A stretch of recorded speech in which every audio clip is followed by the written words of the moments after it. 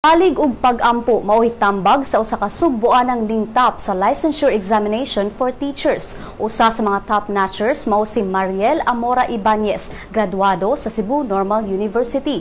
Si Ibanez nibutyag nga naglisod siya pag-review alang sa licensure exam tungod kay nagtudlo usab siya sa Sacred Heart School Ateneo de Cebu. Naglisod siya og focus kay mas ganahan siya mobasa og e-books ug mga balak kaysa mag-review.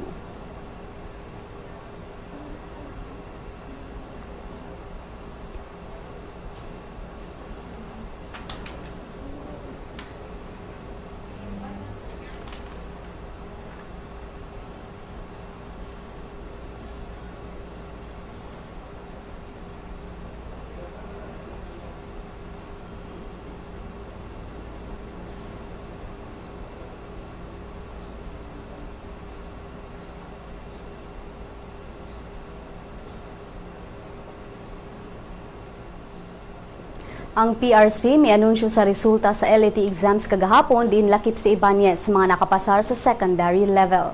Matod ni Ibanez nga ang iyang pagbasa sa mga reviewers ug ang kanunayng pag-ampo mao iyang sekreto aron makapasar sa exams.